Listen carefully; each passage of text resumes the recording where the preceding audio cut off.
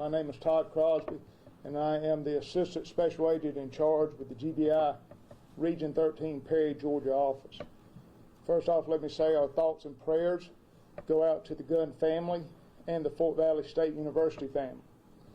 I want to thank the community for all their assistance given during this investigation. On Friday, February 14th, a welfare check was requested on Anitra Gunn by her father. Fort Valley Police Department ran numerous leads, conducted numerous interviews related to this investigation. On Monday, February 17th, a task force was created consisting of the Fort Valley Police Department, Peach County Sheriff's Office, Fort Valley State University Police Department, and the GBI.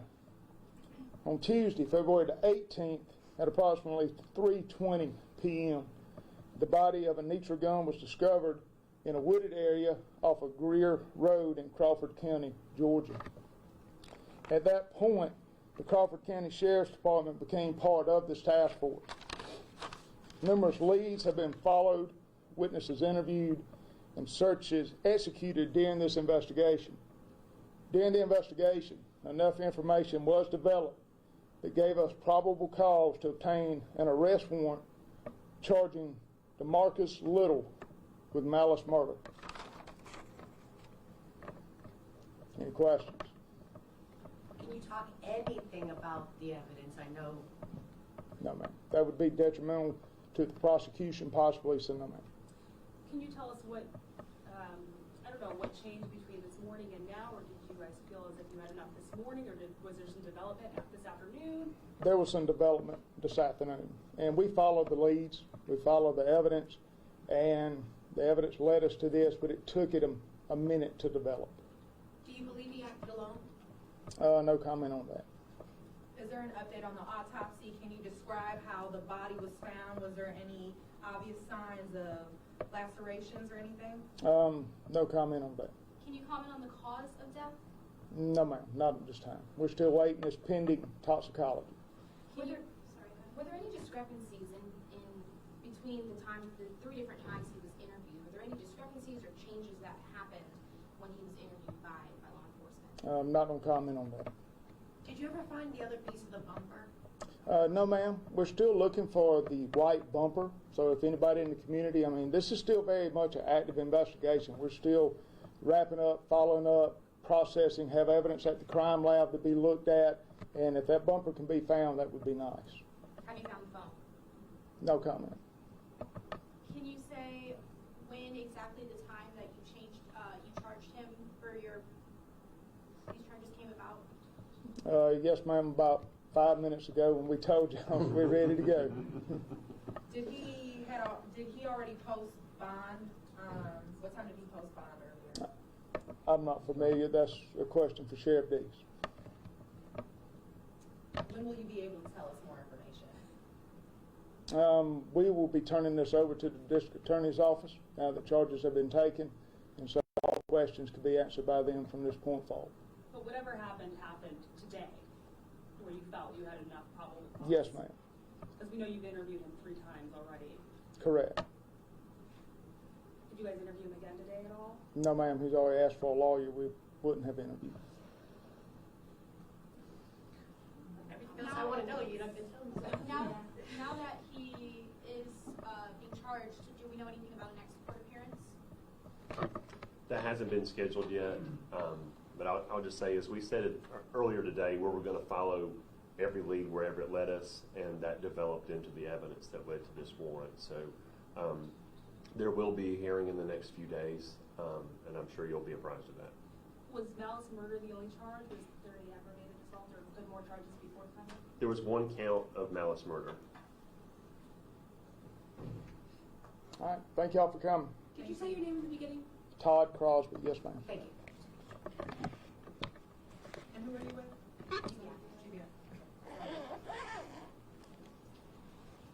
Thank y'all. Chef Dees, can you comment at all? I mean, we've spoken with you many, many times about this case, and just you've been in contact with the family, and obviously other law enforcement have, just the impact that it's had on the community. I mean, a lot of people, you spoke about, giving this family a sense of closure. charges and just justice for Anitra? Well, you know, you see this. Y'all been riding around in our community. You see how upset everyone is, and that's pretty much standard for a rural community like this. We're not perfect by any stretch of the imagination, but when something like this happens, it tends to bring people together. Just like this task force, we came together and worked this as a team, side by side, and you know, like to make just one comment. You know, while that court was going on today, our investigation didn't stop. We had 10 or 12 people out there running leads. We've been running since early Monday morning, late into the night, all week. And, you know, we still got some work to do, but we're going to get it done. And the answer, he has not made bond. He's still here. He was trying to, right? Yes, ma'am. Sheriff, can you talk about the dedication and the hard work of all the different agencies coming to hopefully bring conclusions for this one family that's grieving? Well, you know, when I was president of the Sheriff's Association, I bragged on the Middle Georgia area because we take for granted sometimes how well we work together as an agency, state agencies, city agencies, county. We all have the same mission statement, and as to keep our community safe. And, you know, this is a prime example. This is just a small few of what we've had out there this week, and that's just the people we had on the ground. That doesn't even take into consideration the GBI Crime Lab and all of their analysts that have been working behind the scenes. There's probably 75, 100 people been working on this case all week. Are you all able to comment on if majority of those leads came out of Peach or Crawford or? I couldn't tell you. I mean, they came from everywhere, and we put that on Crime Stoppers. You know, all we get there is the information. We don't get a name where it came from. We receive, and it says anonymous, this tipster says this. And then it's our responsibility to get out there and run it down. Can you talk about the help of Crime Stoppers in cases like this specifically? Crime Stoppers is a very valuable resource. I mean, everybody uses them. Now, in a small community like this, we don't do it as much as, say, Bibb. But, I mean, they've been very instrumental in what we have done this week. And just like y'all, getting the information out there on that bumper, you know, we might have had 20 people on the ground, but when y'all put that out there about that bumper, we probably had 5,000 people out there looking for it. So, I mean, this has been a team effort, not just up here, but with you guys. Have any of you all been in contact with the family since you knew about the charges? Yes, ma'am. Talk to me a little bit about that conversation. You know, it's a family that's lost a loved one. I don't know. There are no words to describe what they're feeling. I can't even imagine how they feel. I'm not sure who can answer this, or if anybody can, but with the charges that he was in court for this morning, the incident report says she didn't know it was him, or she didn't say it was him. Can you talk about why law enforcement believed that was him who did it? That was an ongoing investigation, and that investigation was going on simultaneously while this happened. So that was going on simultaneously while this happened. Things developed during this investigation that gave us probable cause for that issue of that warrant. Nothing else, we're like it. All right. Thank you. Thank you.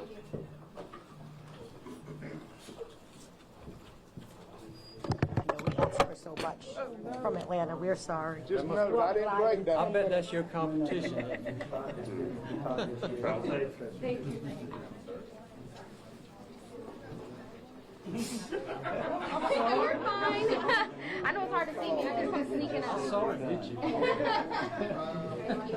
Like y'all do something at 6. Well, we heard that. So I think David could.